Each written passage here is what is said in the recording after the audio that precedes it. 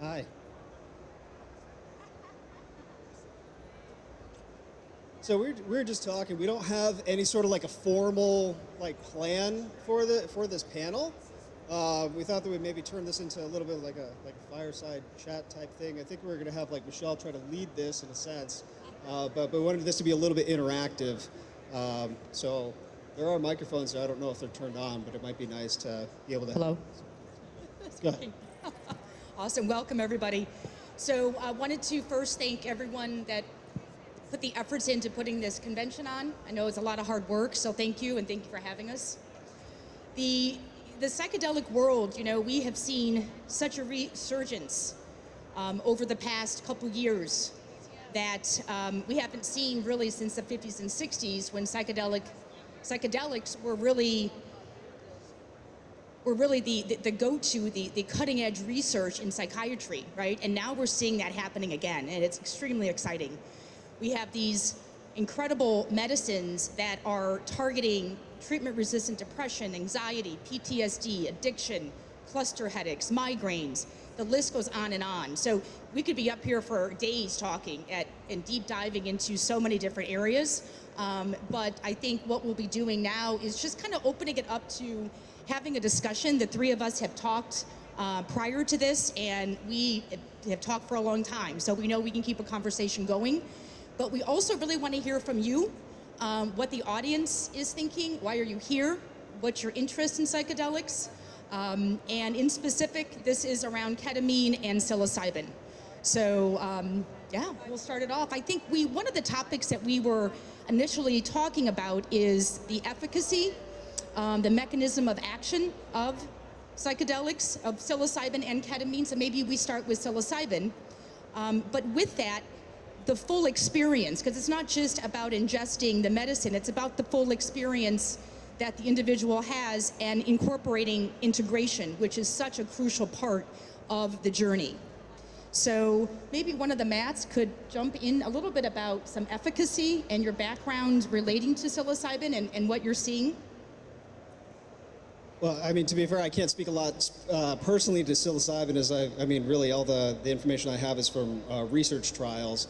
Some of the best stuff that we have on that come from the Imperial College London. They were doing the brain imaging studies over the past decade, looking at like the different areas of the brain that light up under the influence of that. Then also, of course, both NYU and Johns Hopkins it was like 2006. I think we're doing a lot of the research in end-of-life anxiety, working with stage 4 cancer patients, giving them psilocybin, and very, very strong. I mean, like people realizing that they're no longer afraid of death, and they were able to live their last few months to their fullest.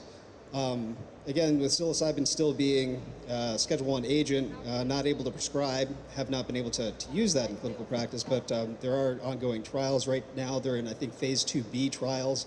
There's 2 different companies trying to bring psilocybin to market. One of them is called Compass Pathways, the other one is Usona. Realistically, we probably got about another 2.5 years before that might be able to be prescribed in outpatient practices. Yeah, and even adding on top of that the traditional psychedelics are still Schedule 1 substances. So you have the Multidisciplinary Association of Psychedelic Studies, which is working on MDMA for PTSD. As Matt mentioned, you have these studies around psilocybin. But currently what's been interesting is that ketamine, which is a Schedule 3 substance, and this can be legally prescribed in all 50 states, which is traditionally an anesthetic that's been used in hospitals and was originally used actually on the battlefields in Vietnam because of its safety profile as an anesthetic, has been recently repurposed for mental health applications. It's been used in traditional ketamine IV clinics for treating depression largely, but also anxiety, trauma, and other conditions. And then what we're seeing alongside the psychedelic renaissance is its application within a psychedelic framework. And within the psychedelic framework, that combines a psychedelic, ketamine, for example, with therapy to really supercharge that therapy.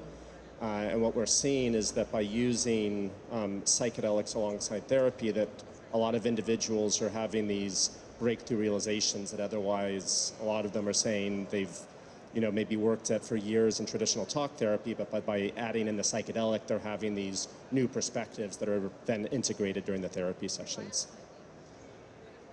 In my experience with psilocybin is an area that we had discussed, maybe not going into too much, but there's a lot of different programs set up for people to experience psilocybin.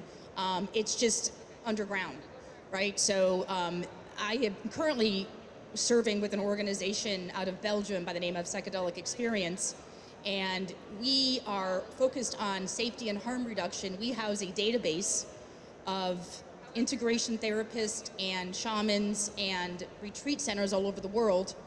And we're a nonprofit, non-biased, and we allow users to leave reviews on their experience. So other folks that are looking for an experience and a journey have as much information as possible. So, of course, we can't ensure a safe and setting, but we want to do everything we can to empower someone for that scene. So it is a little tricky though, because we're working with a couple different angles, right? We have above ground and we have kind of like the underground world right now. We do have a handful of states that have decriminalized, a handful of cities that have decriminalized, but it doesn't make that legal. That just means that the authorities aren't putting it on high radar, their use. Yeah, I think it's interesting to touch upon, what does the regulatory future look like around psychedelics? And there's three different paths that we're seeing right now. One is the FDA process, which is actually to have FDA-approved drugs, essentially psychedelics, that then would be available for prescribed use.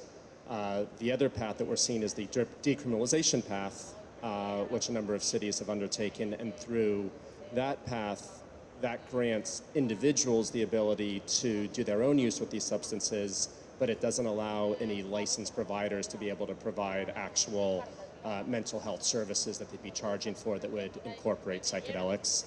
And then the third path that started to emerge is what we saw passed in Oregon last November, which is to legalize psilocybin therapies, which is a licensed regulatory framework, which is one that I think is most interesting because it allows individuals to be able to access these healing modalities both for medical purposes, but what also stands out in Oregon is that it doesn't need to be exclusively for a medical reason, that individuals who feel that this could be used for preventative health or other broader health benefits would have the ability to access psilocybin therapies through these licensed professionals and therapists there. Yeah, and actually I think that's kind of an important designation. I kind of feel like there will be a bifurcation as far as like how these services are given, in that there will be sort of the medical route, which will likely use a number of synthesized agents, much like we were talking about MDMA synthesized psilocybin, which is a little bit different, than like whole mushroom derived psilocybin, because it's just one synthesized compound. And of course, there's a number of other novel agents that various different companies, I believe, being one, trying to bring them to market.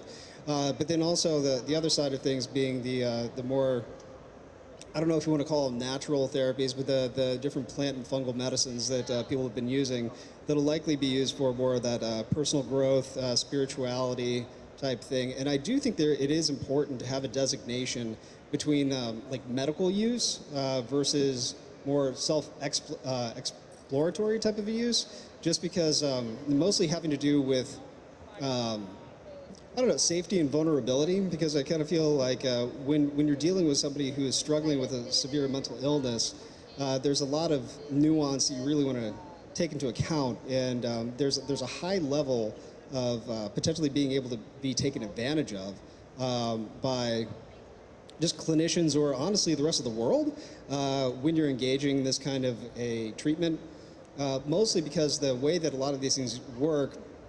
Well, Dr. Rick Strassman, he studied in the 90s intravenous DMT, which probably spiked off the psychedelic renaissance, but he says that these function more as a placebo enhancer. But what does that mean? Really, that means that these agents, they make people fairly suggestible, which is neither good nor bad, but just is. But it's very, very important to remember when you're engaged in this kind of treatment, like anything that you do is much more highly reinforced. So if you really want to focus on practicing good habits, because those habits are going to stick more, try to avoid bad habits because like those might stick more, and also try not to make any really significant life decisions within maybe about the first 30 days after taking one of these agents, just because again you might be a little bit more apt to do something you wouldn't do otherwise. And that's where, like I said, some people can kind of get taken advantage of by some of the less I don't know if I want to say professional practitioners, which is one of the main challenges with the, I don't want to call anybody out, but actually it's not even underground, but it's above ground and underground. Just because, like, I don't know how many people have followed research, but there's been a few researchers with some of these different organizations that have gotten into trouble for taking advantage of folks, which is really sad. Very true. And you also spoke, something I want to talk a little bit more about is the integration. So, you have these wonderful medicines and you're hopefully under supervision while you're ingesting them, but that's just one part, right? There is a huge follow-up of a point where your brain is more malleable, you're open to create new habits, to create changes, and that doesn't always happen, right? There has to be a plan for integration in place, and that's something that I see, at least since I've been in the space for the past year and a half, hasn't been as strong. At least in my world. So I'm really hoping that is something that is given more attention. And I was wondering, Matt, if you could speak a little bit to that and your field trip. Yeah, no, absolutely. And even echoing what Matt said as well is, the fact that I think psychedelics are really tools and catalysts, and the context, the setting that you're in makes a huge, huge difference in terms of the efficacy and the impact and even the overall experience. At Field Trip, which is the company I'm with, which is opening a network of psychedelic centers. We have one in Chicago and 8 others, including one in Amsterdam, which is providing psilocybin-assisted psychotherapy. We've really put set and setting at the forefront of what we're developing. Set referring to the mindset that someone goes into the experience with, and the setting being the broader environment. So the idea being that with these medicines, they're not merely acting at the biomedical level. We have seen with ketamine, for instance, that it does act as a fast-acting antidepressant. We've seen neuroplasticity, which is actually physiological changes in the brains where you get new connections formed. But then at the psychological level, you actually have regions of the brain that are speaking to each other in new and novel ways. And then the other component here is really thinking of them as experiential medicine, that it's not as though you just take the psychedelic and then you see benefits afterwards, but the fact that you actually have this trip and this experience that actually can be quite meaningful for people and have long-reaching positive effects. So one thing that we've seen at Field Trip is the difference that the integration therapy that Michelle was mentioning is when you take ketamine alone without the therapy, the results typically last a few weeks, and a lot of individuals will come back at this regular cadence for maintenance ketamine doses. What we've seen is that a lot of our clients with the therapy are seeing effects that have lasted 4 months, and we're still continuing to follow that sample population. So what we believe is that you have, in addition to the biomedical effect, that when you combine it with the integration therapy, and what integration therapy is that during the trip itself you can have these mountaintop experiences, these novel insights, but then if you don't figure out how to actually integrate that into your life, into meaningful behavioral or mindset changes, it might just sit as this interesting experience you have, but you might not sure how to actually connect it into long-term changes. So it's the integration therapy that at Field Trip we typically do either a day or 2 after the actual ketamine session. And that's really where, with a therapist, an individual is able to go more deeply into the content that actually came up during their experience, and that so far is being correlated to longer lasting positive benefits in clients. And that's also what's encouraging is there is a long line of therapists that are waiting to become integration therapists. So that is very encouraging. There's also programs for individuals that don't have an MA in psychology that can sign up and study to learn how to be an integration therapist. So hopefully we will have a lot of folks there to help in the future. One thing I wanted to ask Matt here on my left, could you talk a little bit about ketamine? Because I know ketamine is used in a recreational setting. And if you have a patient that comes to you and has a background with using ketamine that way, is there a different approach to therapy as opposed to someone who is wanting to work with ketamine without? And either one of you, actually, that would be maybe a question for both of you. Well, so the way that I do things is, I'm a psychiatrist. I work individually with my clients. When I order the medication, I send it to a special pharmacy, and they get it like a prescription like you get almost any other prescription, except for it has to be like made specially for them. And so client selection is really important. And quite frankly, if I had somebody with a significant substance use history, they might not necessarily be, well, depending on how much of a relationship we have, they might not necessarily be the best candidate for that treatment, just because they would be in possession of a decent amount of that drug. And I got to know that they're going to use it as a medicine rather than as a recreational agent, which actually kind of brings to an interesting point of, everything is just simply a tool, right? And we have a relationship to all the various different tools in our existence and the people that we work with and interact with. And medicines are the same way, these substances, just tools. So they can be used to get really messed up and party, or they can really be used as a medication to heal. And if you're using it as medication to heal, this is totally fine. But then, just like anything else, if you're using this more and it's just to kind of numb out or to not deal with your problems, then this actually becomes more problematic than helpful.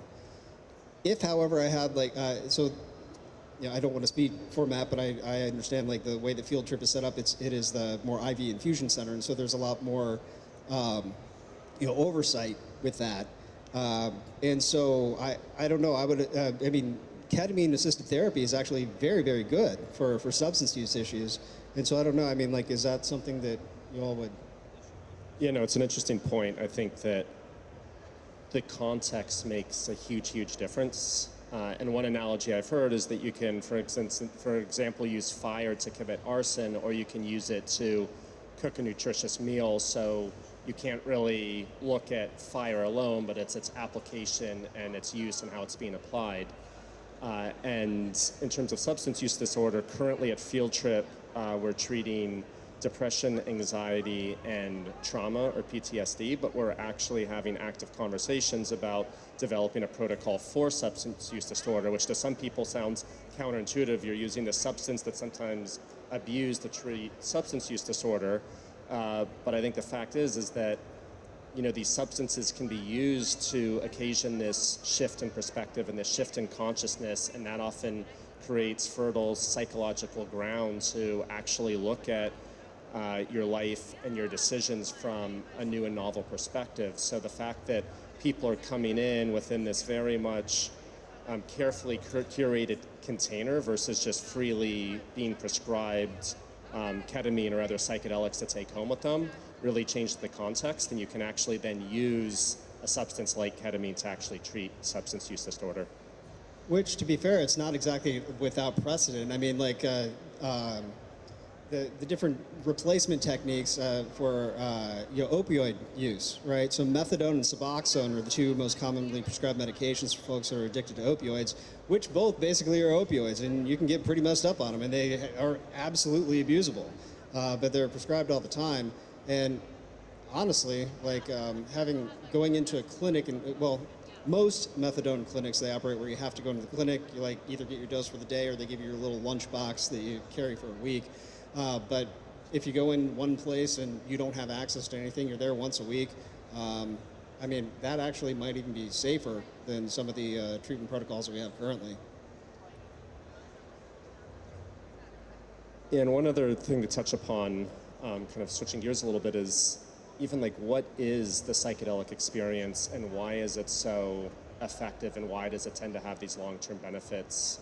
NYU has had an ongoing study around alcohol addiction, and I met with one of the participants who, after only 3 psilocybin sessions 5 years ago, he went from, he said, having 10 drinks every single day to just a binary switch that he hasn't touched a single drink since then. And he said what was so incredible about that change is that he can actually go to bars and be around alcohol, and it's almost like this switch, this new perspective came about where he just realized that alcohol wasn't serving and supporting the life that he wanted to live, and he saw that in such this clear, direct, obvious way that he was just able to immediately stop consuming alcohol. So there seems to be something unique about the experience itself and the perspective that people are having. Personally, I really believe that, you know, by using psychedelics as tools to access non-ordinary states of consciousness, what we're really doing is we're filling in missing puzzle pieces in our perspective of our lives and even reality at large. And it's through the process of painting that more full picture that certain things that weren't clicking before suddenly click and make sense. And when we come back to our regular state of mind, we remember those insights and we remember that experience, and it helps provide motivation, a source of inspiration to live by the values that we might have connected with during that actual experience. Yeah, I would agree. And also, I think that there are so many different psychedelics to choose from. I mean, we're talking about psilocybin and ketamine today, but you know, there's been articles on 5-MeO-DMT, and there's studies going on. There's actually a company that's looking to make that synthetic soon. There's a lot of exciting things coming in this space.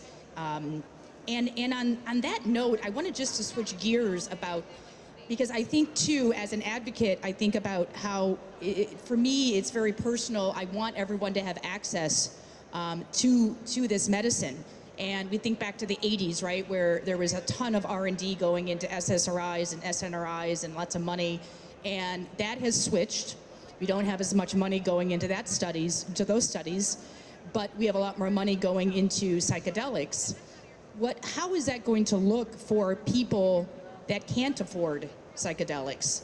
How are the healthcare companies aren't necessarily, you know, stepping forward and paying for therapies. So kind of putting that out there to both Matts in your industries, what do you see and what do you, if you had a crystal ball in a perfect world? I mean, in about 10 years, the treatment modality that we mostly look at as intensive outpatient programming, as well as partial hospitalization programs, are mostly going to be taken over by psychedelics. I think insurance companies are going to pay for them very quickly, mostly because the cost, even though for the initial treatment is kind of high, it's actually extremely cheap. Just because the drug cost is virtually negligent. Most treatments you have, well, I mean, ketamine being the rare exception, where you might have roughly on average about 6 infusions and you might have some boosters going forward. Most typically it's like 1 to 3 drug experiences total, and that's it. So the cost of medication, you know, like some of the very, very expensive novel antidepressants or antipsychotic agents, they can cost hundreds of dollars per month. They won't have to pay for that. Patients get better. Again, going to the MDMA for PTSD, the 2-year outcome, or the 2 years after being done, they're finding, more than 67 or 69% of the individuals enrolled in the studies no longer met criteria for PTSD, which is virtually unheard of. Because I think with our current treatment modalities, we're thinking it's a great success for about 30% of people have treatment reduction, because PTSD is exceptionally hard to treat. And these are, and this is very, very serious mental illness. I mean, these are the people that kill themselves most frequently. and they're in and out of hospitals all the time. And so just like thinking about one hospitalization could easily, like on an inpatient unit, could easily cost something like $15,000-$20,000. That's just the inpatient unit.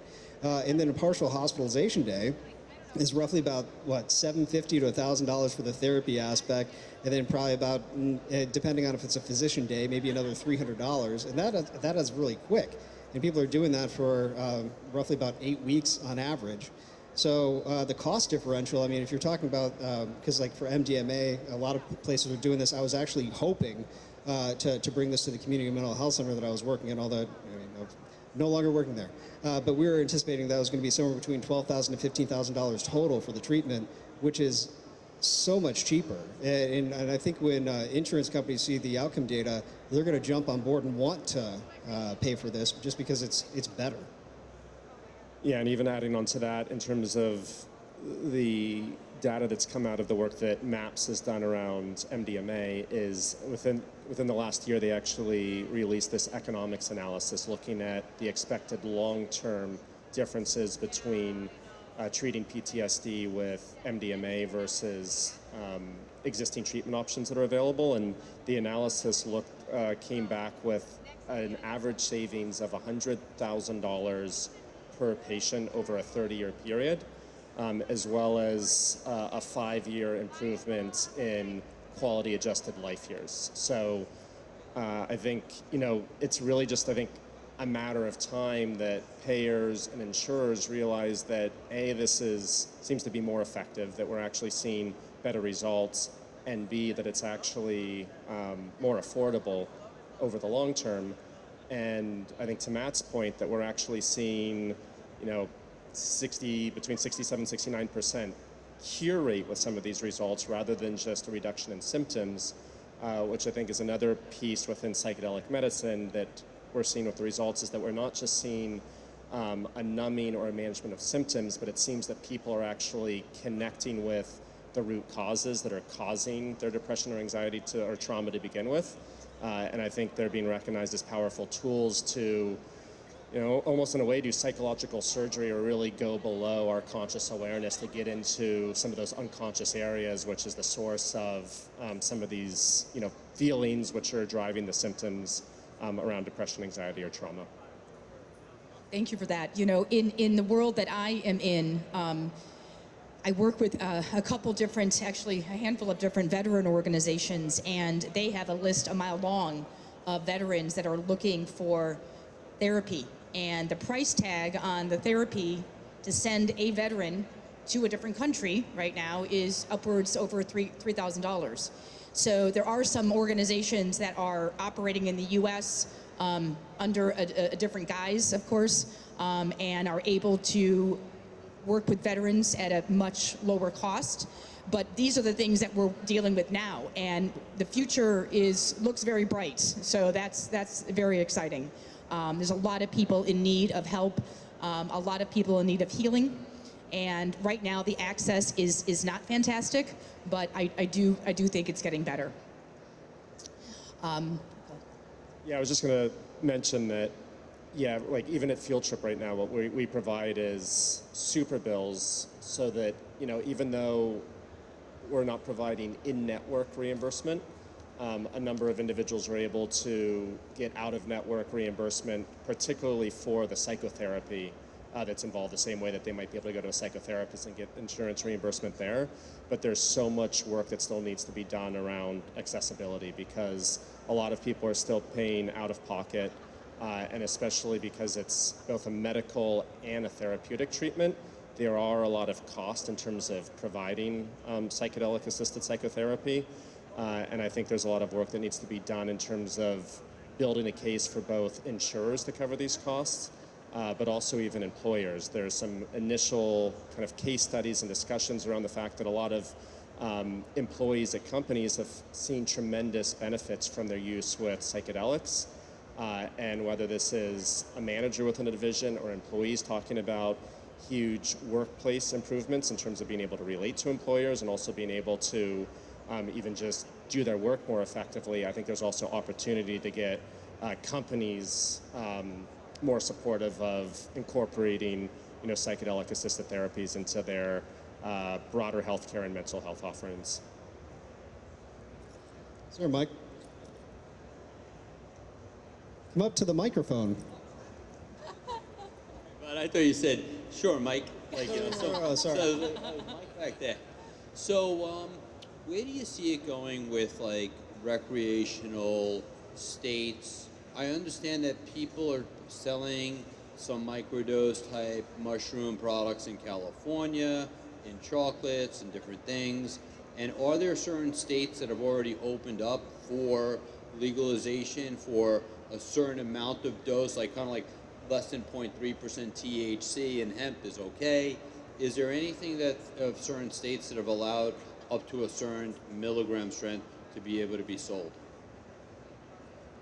I was gonna say, I don't know about states, but I mean, like different city by city, like you're able to possess a certain amount of various different substances, psilocybin being one of them, but. What about a store selling it?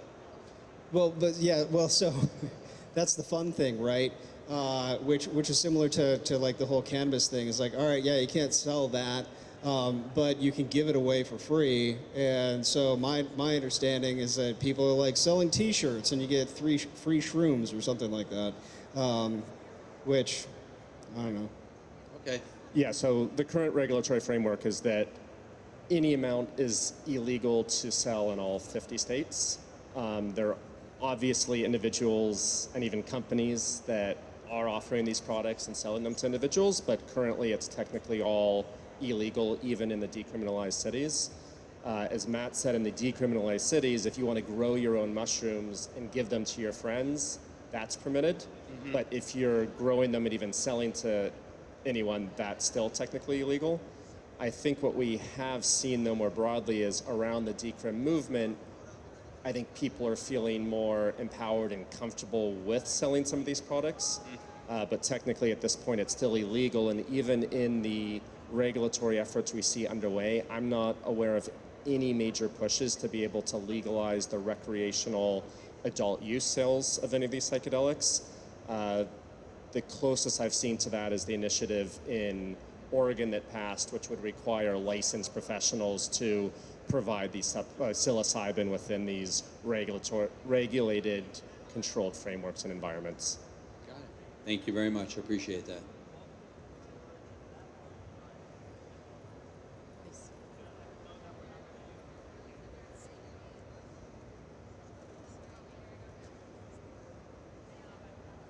Oh, thanks. I find it very hard to find good research data, proper scientific studies on data, specifically for non-neurotypical people, specifically with epilepsy. Is there any data? Has there been any scientists that have produced results? Because most of what I find is there's just a fear, have epilepsy, don't touch psychedelics, although it seems like there may be some great results available. Anything? I've actually never heard of, well, I mean, I guess epilepsy would be considered relative contraindication, but it wouldn't be a complete contraindication. The thing is with research trials, I mean, it's all very, very specific, right? And you're trying to get funding for like one condition, and you want to select your participants very, very carefully, mostly to make sure that they're a cohesive group, and then also because you're kind of hoping to get good data, and the more variables you throw into it, makes it harder to get what you would expect to be good data. Will epilepsy be a thing that we look into with psychedelics? I mean, maybe eventually, but right now I'm not aware of anybody looking into that. I don't know if either of you are. I'm not either, but there are situations, like I know a PhD candidate in London who is currently studying LSD for bipolar, severe bipolar, and you talk to anybody who says, if you have a severe mental illness, avoid psychedelics. So that being said, it gives me hope that there are going to be other areas that will be studied. I think it might just be a matter of time. It's a need. If it could work with epilepsy, and I see that cross there too, because I think about and it might be going off tangent, but I think about like Depakote, for example, that's used as a mood stabilizer and is also used as for epilepsy. So there's crosses, in that regard. I mean, again, I don't see anything necessarily problematic. You know, I've certainly treated at least one client with bipolar disorder with ketamine anyway, and I mean, not necessarily epilepsy, but like other things like immunological stuff, like allergies, believe it or not, like that's a very, in some of the more the other autoimmune diseases, those absolutely need areas of study. And we got 5 minutes, we're being told. But yeah, I think that we're going to look into a lot of different things because you know, we've only looked into a very, very small subset of specific, at this point, mental illnesses, and there's also some, you know, physical stuff that could be benefited from the use of psychedelic agents as well. So I think time will tell. Any other questions from the crowd? We've got about 5 minutes left. No, please, yeah.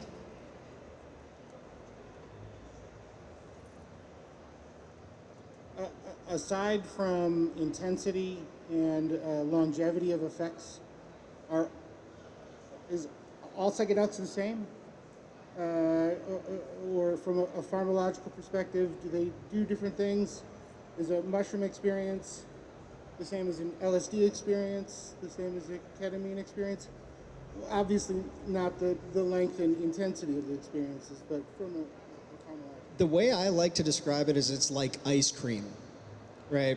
So your classical entheogens, you know, being LSD, psilocybin, ayahuasca, the very DMT, you know, these are, you know, your chocolate, vanilla, rocky road, etc. Ketamine might be something along the lines of a sorbet because it doesn't really work on the serotonin receptors as much. It's an NMD receptor antagonist.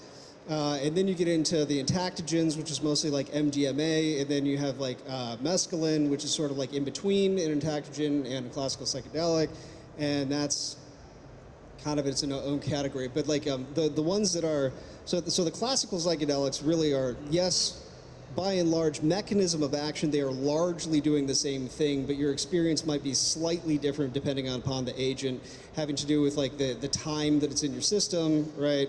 And then the type of experience that might be more expected to have. But they're all kind of sort of similar.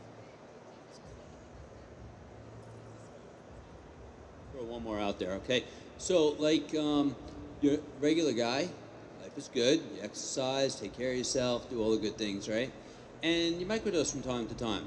It's a great Saturday night with your wife, maybe with another couple, you're hanging out. Is it okay? Like, you know what I mean? Like, is it long term, am I messing around?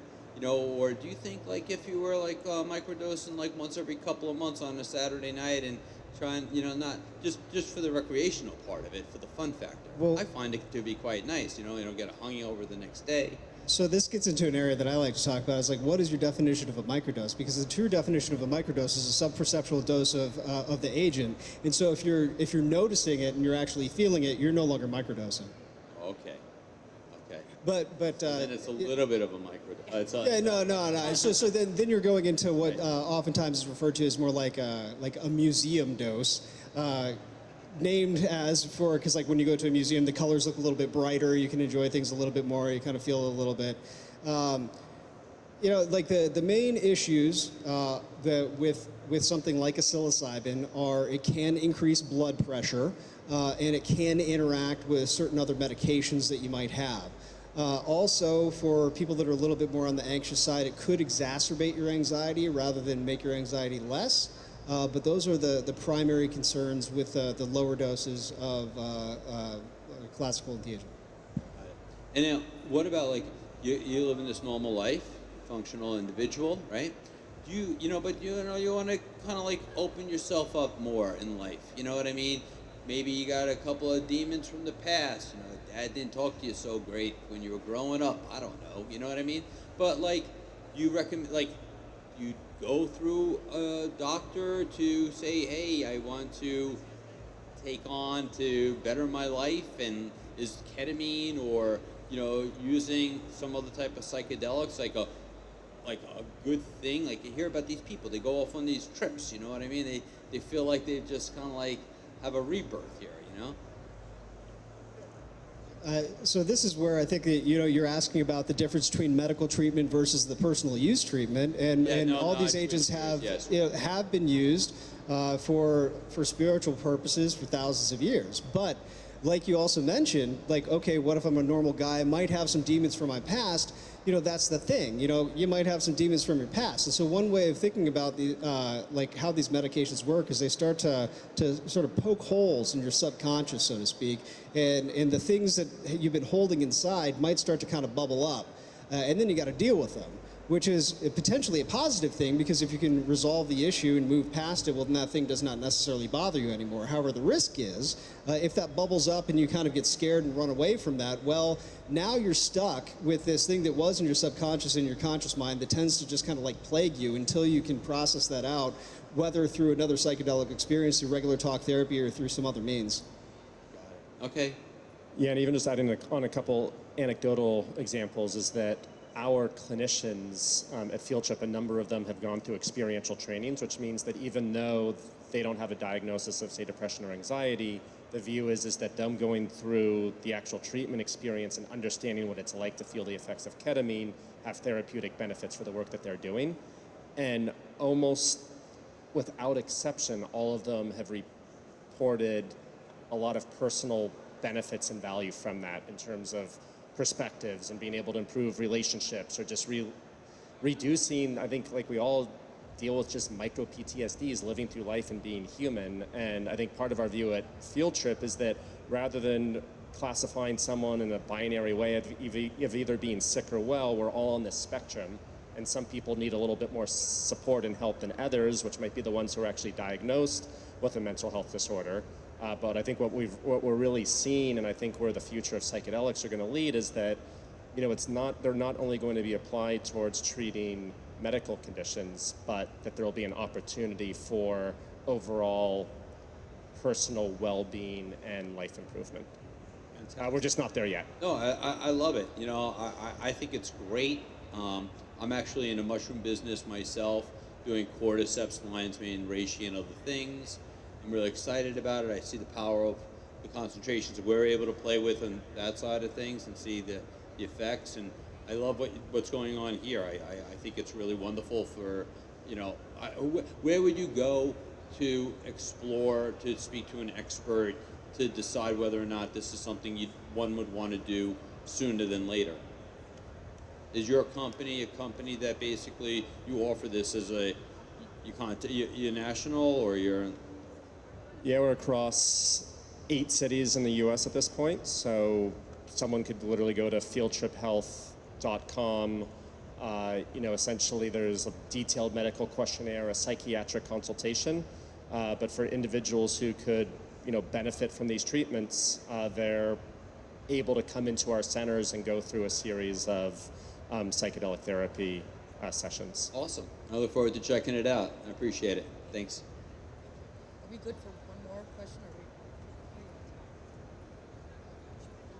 Yep. One more, great. Yep. They'll cut off our microphones if they want us to stop. You got it. Hey guys, thanks. I just wanted to ask you if you could talk about the trend of, I don't know how to say, maybe like backyard psychedelic therapy, underground psychedelic therapy, and whether that could be positive. Just kind of flesh that out so I can just understand your points of view on how you feel that's going to affect the industry. It's rampant with sexual abuse that no one wants to talk about. So, I know, no, seriously. Like I've known a lot of people who've gained a lot of benefit from it, but this is the rub in talking about people can take advantage of other people, and it's not always the provider of the therapy, right? Because when the different because a lot of this stuff is done in groups too, and people form like really close relationships because going through an intense thing together, and it can just the boundaries get blurred so much, and honestly, I think some people, they don't even think of it as that either one of they might be two fully consenting adults, and then like about a month and a half later, like what the hell am I getting into? And so like being able to really, really strongly hold the space, and this is also the reason why I was saying, like for people that have mental illness that are a little bit more fragile, I think there really ought to be some level of like a regulatory boundaries there just to kind of protect them, versus the quote unquote normal, regular, everyday guy, I don't have anything problem. I mean, that's cool. You can go like have your spiritual experience, but also to be fair, even places that like spiritual places where they have no psychedelic use, of course, like the level of power stuff. I mean, like people make decisions they wouldn't necessarily make otherwise in settings like that. And I think that's something that almost no one wants to talk about in the psychedelic realm, just because that's like the biggest thing that might got everything shut down. You know, and I think on that note too, you know, you have, as we talked about before, the psychedelics are a tool. So you're doing this, and then you have the other 80% is how you're going to integrate that into your life. And if there's not a purpose and you miss that part of it, then you've kind of missed the whole picture, right? So that's why I think it's so important to look at everything and really think about how important it is to have the integration piece and have a coach and have someone guide you, because that is how you're going to heal. So wouldn't that and I'm not I'm not for this, but wouldn't that be the argument that the shaman, so to speak, would that's what they're there for, is to guide you? True, but in some spaces we'd like to think that, but the shaman, for example, or someone who's sitting with you isn't necessarily schooled in integration. In the integration picture, like for example with the veterans, when they go through their therapy, there's a 3 to 6 month integration schedule and program and conversation and regular meetings and dialogue. So the shaman doesn't necessarily provide that. And in the underground world, you don't see much of it at all. And so, yeah, to your point, it's missing. Clinical talk therapy. You got it. Well, not just clinical talk therapy, but actually some some sort of body work is actually very, very important too. Whether that's doing sort of like massage, breath work, acupuncture, just because we do hold a lot of like emotional stress like in our bodies, and this is one thing that often gets overlooked. But even too, just like diet, exercise, the basic things for health, all important. But please don't get me wrong. I'm not saying like backyard things like absolutely like this is terrible or anything like that. It's just know what you're getting into. And then also to your point about shamans, most shamans, what their job is they are there to provide a container to try to help uplift everybody in the group and to try to guide them down a positive path and make sure the evil spirits don't come in and get involved, right? And then that's really all that they're doing. Yeah, I know. Well, I mean, whatever your whatever your belief. Okay. Yeah, right. But I mean, if you ask, I've really talked to only 2 about this, right? But I mean, like that's what they would say, and they really don't do much else. I mean, so they're there, they play the music, and from freaking out, right? no, they don't. I mean, No, they're not going to be there with you. They absolutely do nothing if you're freaking out. They might kind of pull you over and blow some tobacco. Their intent is to. Oh yeah, their intent is to try to create an environment so that you don't freak out, right? Right. And then again, they might blow some tobacco on you or something like that if you do start freaking out a little bit. But really, they're not going to do a lot to try to like help you. I understand the difference. I was in wonderful answers. I was just interested. I didn't mean to like open this can of worms. Oh no, man, it's cool. Wasn't expecting that. I just know that there's this huge trend in the United States and even to travel, and people just want to get better, man. You know what I mean? That's all they want. And to speak about what you said earlier is maybe affordability. Kentucky ayahuasca. I mean that is a thing. And so I'm just not real familiar with the clinical side of it. I just want to say thank you for what you guys are doing, because I definitely believe in what you guys are doing. No problem. Thank you. Thank you.